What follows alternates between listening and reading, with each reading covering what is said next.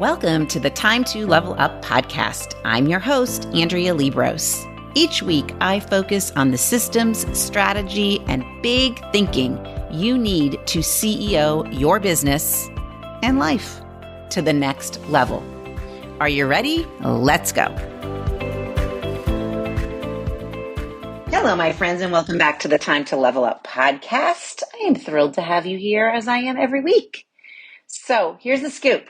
I recorded the intro to this podcast when I recorded the podcast episode, but there was a glitch. There was a glitch in my microphone, so I'm re-recording the intro, and I could have gone back and listened to what I had said when I recorded it the first time, but I am going to be honest with you, because here's the thing. We recorded this a couple weeks ago, and I think what's important is what I remember about it, right? About what I remember about my conversation with my client and now friend Kate. And what I remember is probably what I want you to remember, right? So I didn't go back and listen to the intro. I'm just going to tell you what I remember. So I remember in my conversation with Kate, which you're going to get to hear in just a couple minutes, what I remember is that Kate told me that she actually has learned to like stress in a strange sort of way. And she has realized that she can push through it. And when she does, she discovers new things about herself. She discovers that she is capable of way more. She also discovers that life can be better if she embraces the fact that as a human, she's got the capacity to feel all the feelings. So Kate and I have been working together now for, I don't even know, maybe 6 months.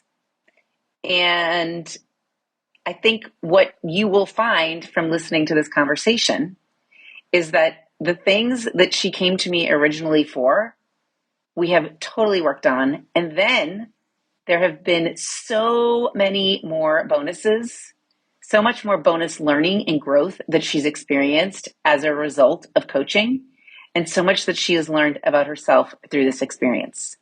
So that's kind of what I remember. I'm curious what you get from this.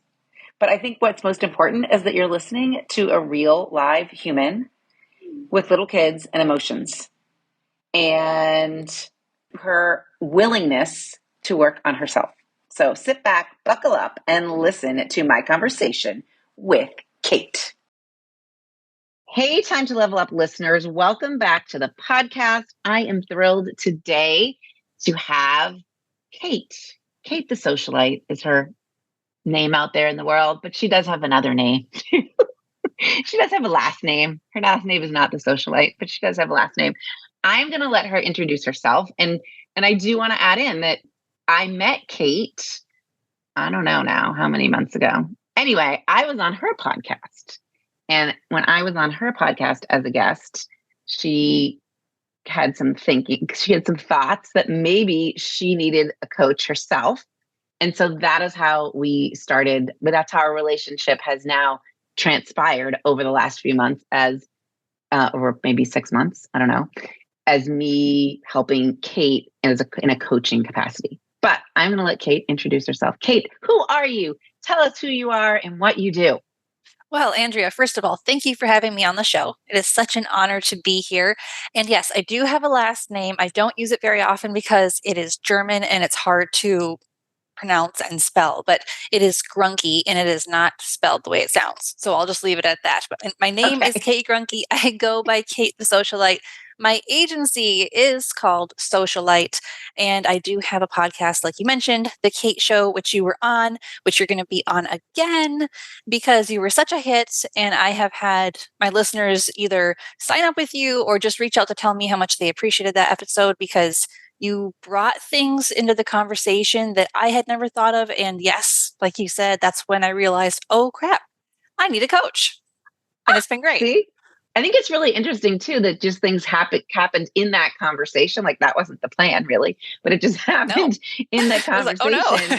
Yes. And then I think also I really appreciate in reflecting on that you were super vulnerable and saying like, hey, this is what's really going on. I never thought of it this way. So I appreciate your vulnerability. And I think actually we could get all Brene Brownish, but vulnerability has to do with confidence and courage too.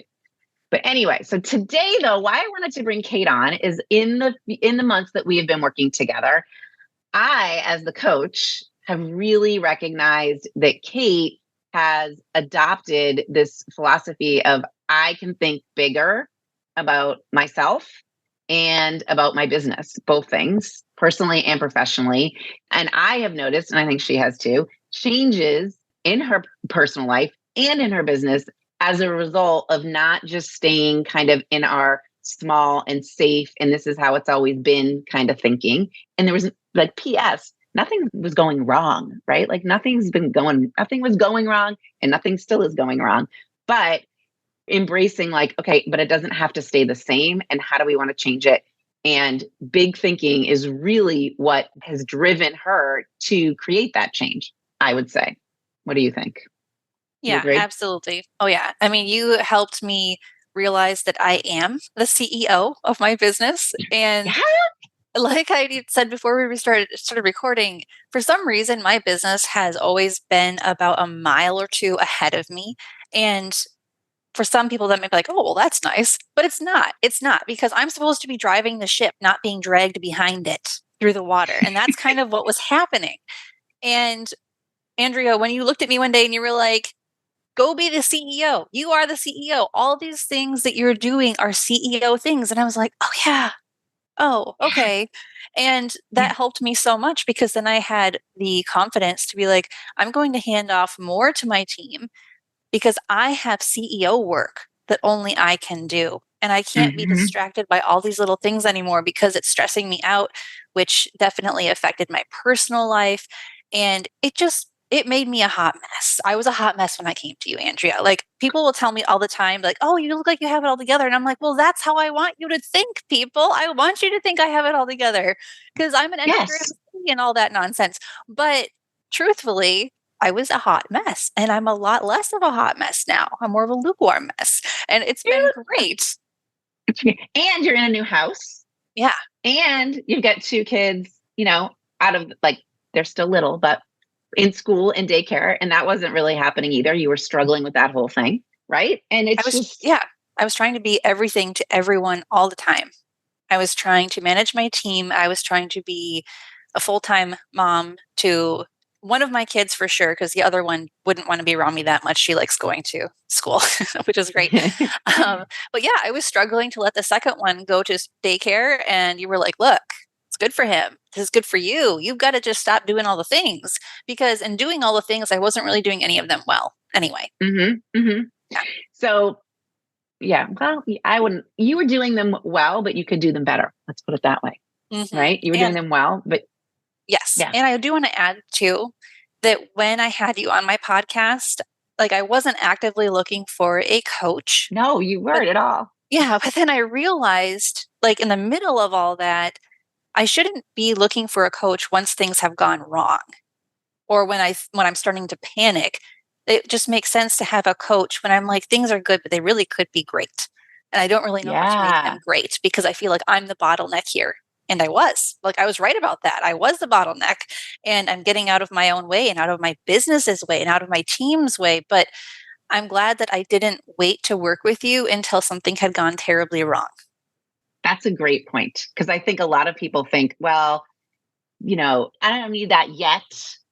Like, I'm going to wait for the other shoe to drop and then I'll come see you. Right. And I think that's a really great point, that I think when coaching also is most effective is when things are good, but they could be great. I think that's when people see there's where the biggest leaps occur, because you're not in this like emergency putting out fires mode, right? And when we're in emergency putting out fires mode, we also tend to catastrophize things, and almost like sometimes no matter what we do, it's never going to feel great. But when Mhm. you're in a like, all right, I mean, I'm just kind of plodding along here. I'm good, but it could be better. That's when that's when you're in the best mindset and you're open to other thoughts and other thinking, and you see the biggest leaps. So that's a really good point. So thanks for bringing that up. Okay, so I wanted to talk about the 4 keys that I think are necessary in order to think big. And I kind of wanted us to talk about those and see how you, in reflecting, how you've kind of adopted those 4 things. So the first one is, if you're going to be a big thinker and you're going to kind of harness that fear and shift a little, you've got to consider all your thought options. Okay. So I don't know which example we want to use here, but I think you've really figured this out, that there's lots of thought options, meaning you can think about things in 100 different ways. I think one thing that I'm thinking about in particular is what you do we're doing in your business. Like, you had the thought that I should be doing A, B, and C, but we had options, Right. Yeah. right? You pointed out that, well, why do you have to be doing all these things? And well, do you really have to be doing, like, you were just asking like really simple questions, but they were also hard questions for me to answer, because I was like, I don't have answers for that. I don't know why I should be doing all of this. I just know that me doing all these things is burning me out. And that's when you kind of took me, like, rewinded the thoughts and said, let's start over. And one of my favorite little Andrea sayings is, why don't we just try on this thought? You Yeah, know, let's just kind of try it like out. trying on clothes. I'm like, oh, okay, that's good. There's no commitment there. I can take the thought off and put it away if I want to. Right. We can put But it back on the rack. right, yeah. So we would try on these different thoughts, like, well, what if we did this? What if you had your team do this? Or what if childcare looked like this? I'm like, okay, now I'm not freaking out about it anymore. Now I realize that I do have options and I'm not stuck, because I did feel very stuck. Spinning Yeah. was like my default, just spinning my Uh-huh. wheels, like not like going really, really fast, but not really getting anywhere. So Yeah. it's Yeah. not helpful when, and it was happening in my professional and my personal life. So yes, like that kind of big thinking, and just realizing there's different thinking out there beyond what's in my skull was super Yep. helpful. I think also we think about things as facts. Okay. I'm going to use like the childcare actually example. It's like, you really had a story in your head of this is what it should look like to care for a child under the age of 2, for example. Like, you had, that was like it was a fact. It wasn't an opinion. It was just the way it should be. And when we kind of explored that and we thought about, well, why is that your story, or why is that your fact? What are you gaining from it? You could gain the same exact thing in the end, get the same exact result, even by changing your thought a little, and it could get better. So the shifting between what are facts and what are thoughts is another interesting way to look at this. Right. And we Yeah. all do this. Like, we tell ourselves, like, well, this is the way it has to be. Really? Does it? It took Is so that? much of the drama out of it when we went through the exercise of, like, I kept in my brain calling it fact and fiction, because so many of Yeah. my thoughts were kind of fictional. So that's why they weren't helping me. And to give your listeners some context, me struggling to outsource childcare is really no different than if they're struggling to outsource any part of their business, because basically Right. it's a responsibility they took on because they needed to, but now there are options. And Yes. it can feel wrong to let someone else take this very, very important responsibility. I mean, if I had my 1-year-old with me while I was working, and trying to take calls and video was like extremely hard. And it wasn't fair to him either. And people can experience the same thing in their business, where like they are doing so much that it's actually hurting the rest of their team and their personal life. And just having the courage and the confidence to be like, I know that so many other moms have no problem dropping their kid off at daycare, but for some reason I do. But it's just like some business owners have no problem outsourcing every single thing, but sometimes they really do struggle with that. So just realizing I need to treat it the same way I treat my business, and saying, this is something that's still very important to me. And that's why I'm going to do my research when outsourcing. And turns out I found an absolutely wonderful, nurturing lady who loves my son so much and watches him 3 days a week so I can get work done. And my daughter Yeah. goes to 4K, so she's happy too. And I can get work done without feeling like I have spaghetti brain by the end of the day. Yes. And all I Yes. had to do was make a choice. And that Yep. that it's just crazy. I just had to think about it differently and make a choice. Yep. Make a choice, and that's okay. Like the choices you made are all okay, and they're working for you. Just because we're capable of doing something doesn't mean we have to do it, right? Like you are capable of running your business and having Sailing with you, but that doesn't have to be that way. Or like we were just before we started recording, we were talking about writing copy. Like you're totally capable, but it doesn't mean that you have to do all of it, right? You can. So I think it's just we have to kind of shift the dial or change what we're thinking in order to create a different outcome.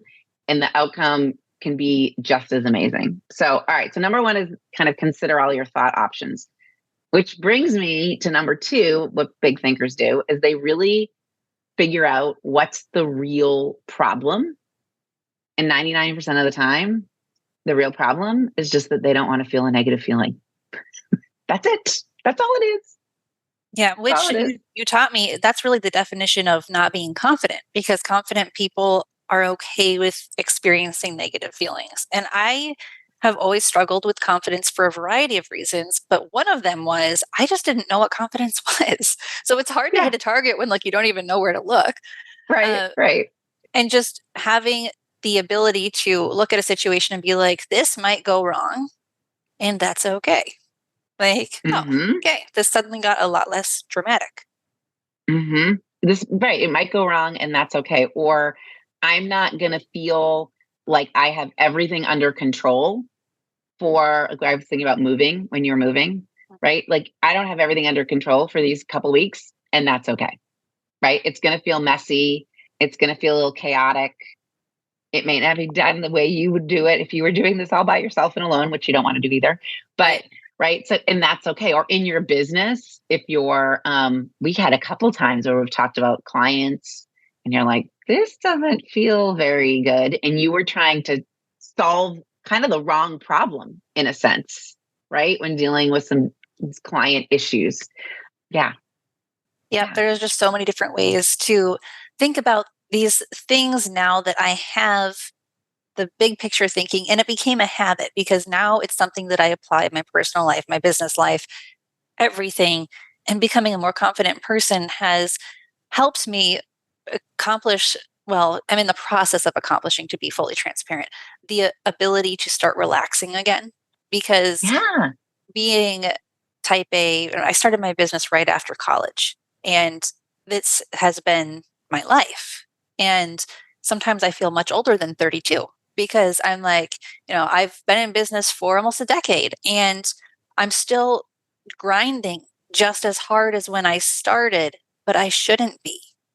I don't even have to be, but it became a bad habit at that point. And it took a lot of conversations with you and all your patience to be like, okay, investing in yourself and doing things that refresh you actually help your business and your family and all these other things. So they need to be another to do on your to do list.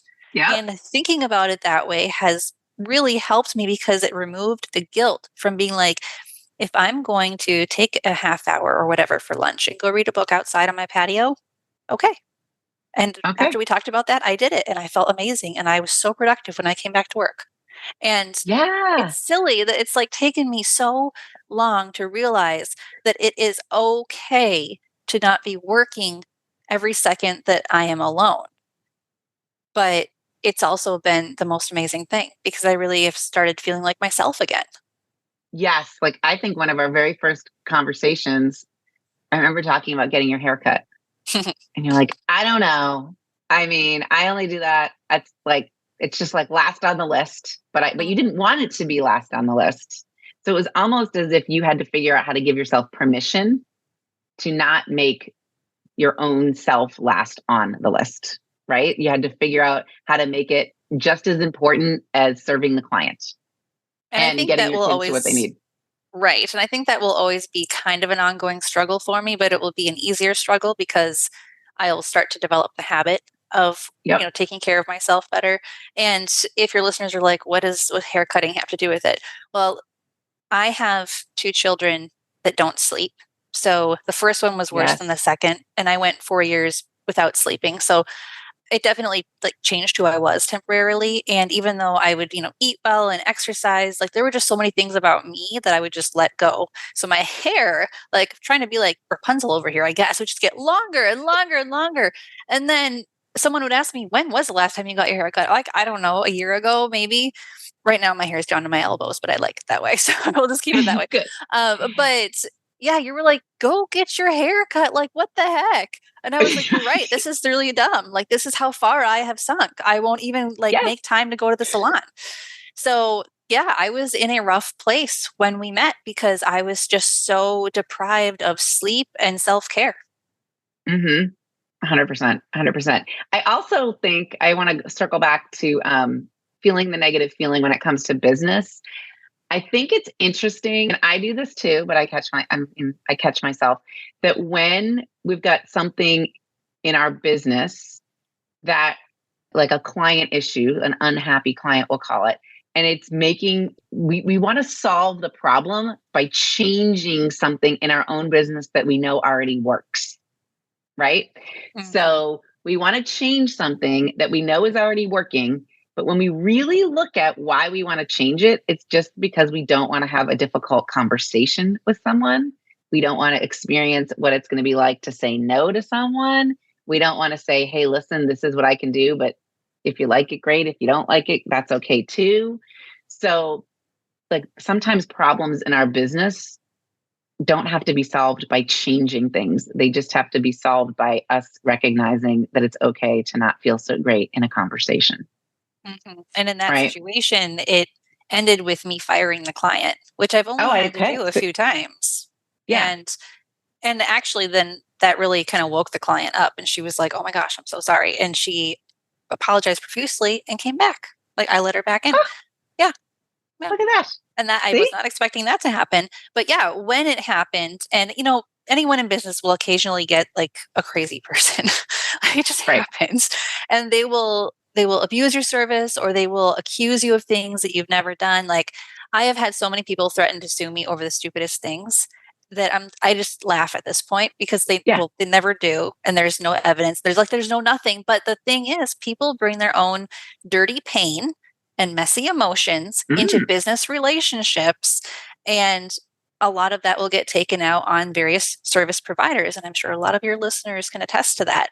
But looking at that and being like, okay, was the problem us? No. Was it a problem with our process or a system or the service we're delivering? No, because everything's going well for all our other clients. So the issue right. is this client. Okay, this client has to leave. And Yeah. just kind of narrowing it down. Yeah. Yeah. So super interesting. I see that happen in a lot of businesses. And it's, again, I've thought about the same sort of thing in my business. But that was an awesome kind of, I think, revelation for you that, you know, you're never going to make anyone happy. And sometimes being honest with them, even though it's hard, is really the best thing. And it's interesting that that person actually kind of turned around in a sense. So, see, there's another thing too. Think about this. Sometimes we're doing that person a disservice by not being honest with them, by not saying, "Hey, this isn't our fault. This isn't anything on our end. This is on your end." Or we're doing them a disservice by, like a team member doing a disservice to a team member by not offering them more opportunities and holding them all for ourselves. Because we don't do that because we're also afraid of how that's going to feel, right? Like, how's that going to feel for me? How's it going to feel for them? So anyway, so number 2 is identify the real problem, which usually is just not wanting to feel a negative feeling. Okay, third thing that big thinkers do, and I do think you've figured this one out too, and I can think of some good examples, is what I like to say is embrace ambiguity or be okay with uncertainty or be okay with not knowing all of the information. And I think when you change your thoughts and you decide to move forward with things, it comes with some uncertainty and ambiguity and not knowing what's going to happen. How do you think that's shown up for you? Well, that's shown up in a lot of ways because I'm a planner and I like to have as much detail as possible about things. So when I'm doing something that feels big, personally, professionally, if I don't have I call it my ducks in a row, if I don't Yep. have all the information, then I feel like, well, this must be a foolish decision because I just don't know. But the reality is, you can't know all the things all the time. It's not possible. And you can make the best decision at the moment with the information you've been given. And then if it goes wrong, like I hate to say it, but sometimes that maybe that's just part of your story, because I know that's been my case. Like sometimes Mm-hmm. it's just part of my story, something that I had to learn from. It's something that I just had to go through because sometimes bad things happen. But going all the time, just going back to this is going to be okay, or it is okay, and having the confidence to just go through it instead of trying to avoid it and trying to avoid feeling certain things. Because back to your earlier point, I found myself running from a lot of emotions that really were preventing me from thinking big and realizing I don't want to ever feel discouraged. But if I go through and make a decision without all the information and then I feel discouraged, I'll think, oh, it's my fault it didn't go right. And it's like, well, maybe. And that would be okay too, because I'd learn from it. Or Yeah. maybe we just don't know all the things because we're human. Right. We don't know. Right. We don't know. So when we think about uncertainty, I mean, we honestly don't even know what's going to happen tomorrow. So even if we try to plan everything, we can't. We can't. And I think this happens a lot with relationships. So if we think about relationships within our business or personal relationships, like there's so many variables, but we want everything to be perfect and we want everything to be laid out and we want to know what we're going to expect. And it can't always be that way. No, it can't. Uh, And sometimes we truthfully don't even know what we want anyway, or we have, that's a really good point. yeah, or Yeah. we have very baseless expectations. Uh-huh. I have had some of the silliest expectations. Like when I first got married, I thought, well, this would be great. We're never going to like be frustrated after this point. After we say I do, we're just going to be happy all the time. And I'm like, yeah, okay. Well, I mean, it's great. I have a great marriage. I love my husband, but I'm like, okay, I needed a strong dose of reality for that one, because the best things in life take very intentional thinking. And Mm-hmm. so that's true of like marriage and parenting and business. And I wish that I had been able to learn these things, you know, 10 or 15 years ago, but it is what it Hey, is. it is what it is. You're learning it now and that's okay. Yeah, yeah. Right? And the funniest thing about uncertainty is like when you're starting a business, everything's uncertain. Absolutely everything. Totally. Like you really can't control all that much. You just do your best with what's in front of you and then you go to the next right thing. That's all you do for Right. like 2 years straight. And then you finally get enough clients that it's like, oh, okay, good. Phew. Because I've just Yes. noticed that even with my clients, like it takes a solid 2 years of hard work before they'll see a lot of fruits of their labor. And Right. speaking of labor, the thing that taught me the most about uncertainty was having kids, because both Yes. of mine were overdue. And the uncertainty of being like, I am a ticking time bomb and I can't control it. I can't Right. control anything. I don't know how long I'm going to be like this. I don't know when this is going to happen. Am I going to be in the grocery store? My water's going to break like in the movies, Right. Like Right. I had to give up so much control, because otherwise it would just make things worse. And it would steal the joy from the moment that I was in. And the same thing is true of being in business. Mm-hmm. Mm-hmm. That's so true. Like you and I know you've tested out some things like having other people manage your inbox. You've tested out having other people do some of the content writing. You're about to test out kind of a new product offering, right? We don't really know what's going to happen with any of that, even though we have all these expectations and think we do because of the past. So, but all those kinds of, I'm going to call them like trying on new dresses that you've done, like trying those things, even knowing you're not sure what's going to happen, that all takes some confidence, right? And that all takes you quieting that little voice in the back of your head that's like, are you sure you want to do this? And I think what's fun is when we see that, okay, maybe this didn't go exactly as I planned it, but I learned along the way and I learned things that I didn't expect. And Mhm. that's happened a couple times too.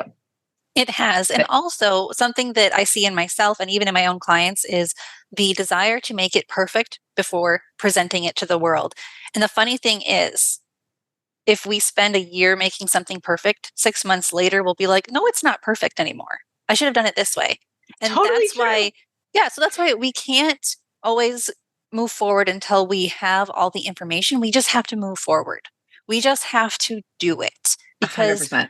that information is out there, but we have to take that next step. It's like stepping stones, but you can only see the one right in front of you. And Yep. so we have to focus on the one right in front of us versus the last one at the end of the stepping stone path of whatever it Yes. is. Yes. And that's been helpful for me. Yeah. I always like to say, what's our next best step? That's all we need to know. What's the next best step? Right. All right. So fourth thing and last thing is I like to say is seek support. Right. So if you're going to think big, you need to seek support. And I think that can come in so many different ways. I mean, you offer a form of support in your own business to your clients. I'm offering you support. And I think, it also can be family members, although we've figured out like what I think you and I have done a lot of discussing on what kind of support are they best offering, right? What's their role in this whole scenario? But what do you think about that seek support kind of thinking? Yeah, I think that it's unrealistic. Well, I was unrealistic for a long time, thinking that I don't need support or I don't deserve support. And both of That's a better one, those, even. yeah, That's a better one. both of those thoughts are very destructive because it actually really helps other people when they're allowed to help you. And that's something that like even just asking my husband for help with the dishes or the kids, like he wants to be needed. And asking people for help in my business. I mean, like I asked you for support because I'm like, you know, things could be great, Yeah. but I don't know how to get there. And allowing people to become part of my community, be part of my tribe. Like people weren't meant to live as islands, but I think American culture has kind of taught us to be islands where, Hmm. we don't even know our neighbors. So we don't have someone we can ask for support even if we needed it. And Hmm. that has to change, on a professional and a personal level. We have to be okay with asking people for support because it benefits them too. And when Hmm. someone asks me for support, I'm not offended. I'm like, I'm so glad that you need me. Like that makes me feel special.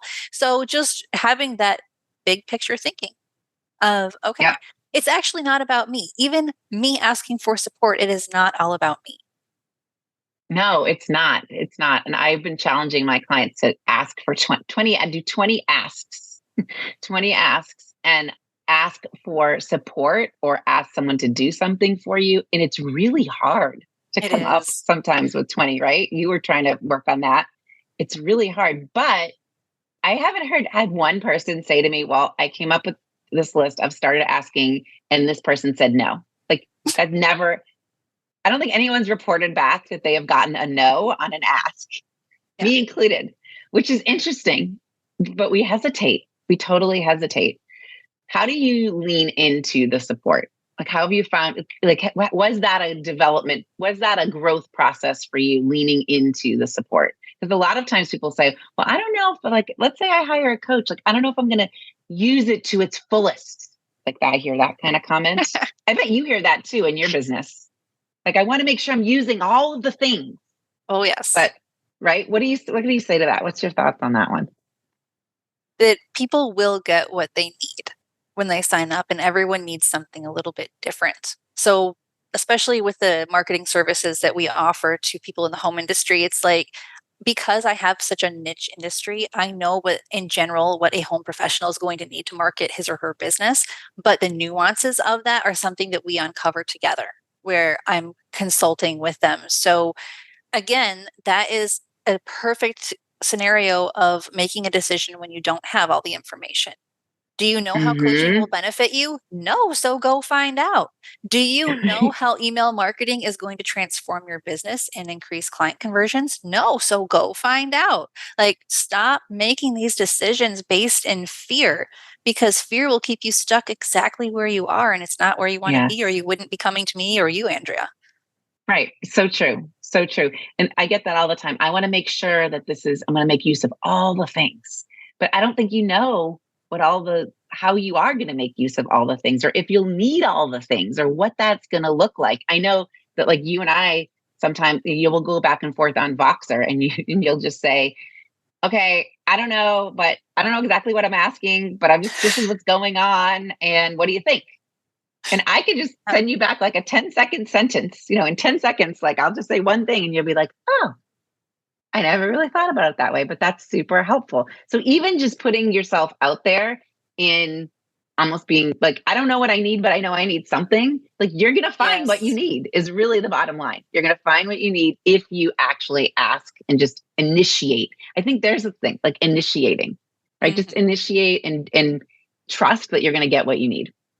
Yep. Yep. Because again, it's like if you let your fear keep you stuck, then you will stay stuck. You're totally true.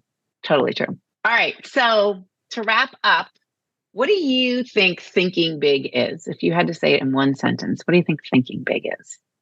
Every time I hear that phrase, I always picture an eagle soaring over the landscape, seeing everything below, like seeing everything in context and understanding how one road connects to another and how you could get from here to there and how these power lines connect to those power lines and being able to just see everything and then be able to make better decisions because of that. So if I'm putting on my eagle brain and I'm like, okay, I have this, like this morning, quite honestly, I was really, really stressed out about some stuff in my business. And then I realized, okay, be like the eagle, go way up high. Does this issue actually need to be dealt with right now? No. Is it even an issue? No. It's someone was impatient and they think they need it now, but they don't because it's not ready yet. When will it be ready? I have it in my calendar. It is happening. So I had to like pull myself out of the mire and be like, the big picture is it's actually bringing me back to reality. It's actually, again, helping me plan ahead, make better decisions, because the worst thing that I can do with the limited amount of time that I have to work on my business as a mom and just anyone in general, like we only have so many hours in the day. Right. The worst Right. thing we can do is let ourselves get derailed by someone else's fire or by a fire that we created just for fun because somehow we need something else to do. And we have to stop making fires and be like the eagle and be like, no, this is the big picture and my goals are here. And this is the path I have to take to get those goals. I don't need these little rabbit trails. I love it. So good. Okay. I love the eagle. Okay. I'm going to use that image. I've never really thought of it that way. I always think about it. It's like the future you who can see all the things, who can see like all the roads connected, who can see where you want to go, and like asking that person what you would do today. But that's kind of like in your image of that eagle. I love it. I love it. All right. I already said last, but last thing. What's your favorite? Is there a favorite saying, or is there something that you've taken away from coaching, like a sentence that you use all the time to help you to make you even better than you already are? Is there a favorite sentence or thing I say? I'll give some quick context around it.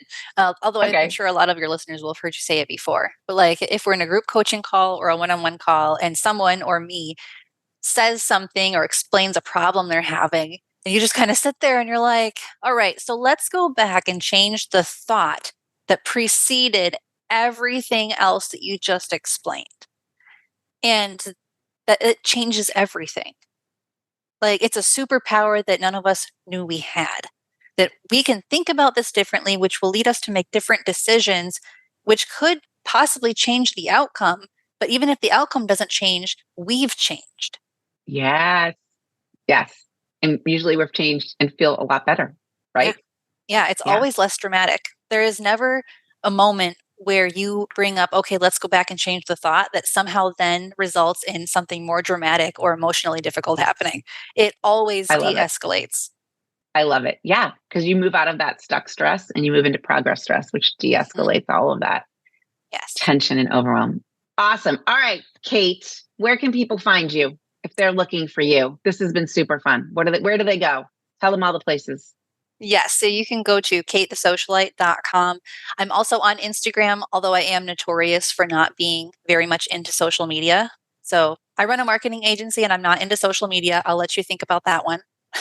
If people listen to my podcast, they'll know why. So I also have a podcast, The Kate Show, which you can find anywhere you get your podcasts. Awesome. I love it. And that will all be in the show notes. And hopefully we can do this again. I love having conversations with you. So fun. So listeners, listeners, go follow Kate. She's got great information, even if you're not in the home industry. It is all very useful. And yeah, I think like what you said at the very beginning, if you're thinking about coaching, if you're thinking how you want to elevate your game, you're thinking about thinking bigger, you don't have to wait till something goes wrong. You don't have to wait. It's life-changing. I think being in a coaching community, and I find this in my own coach, it's life-changing. And if you want to live a better life and have a better business, go for it. So, all right, until next time, I'll see you all next week. And remember, now is the time to level up. It is not tomorrow. It wasn't yesterday. It's today. See you soon. Okay, my friends. So what do you think? What do you think when you listen to Kate and I chat? What are you thinking about? What comes up for you? What was relatable? What would you love to have that you don't have right now? It's out there for you. It's available. It's available, my friends. And if you're making up a story that you're too busy, that there's too many soccer games, that you just don't have time, that things are okay, I mean, there's nothing really wrong.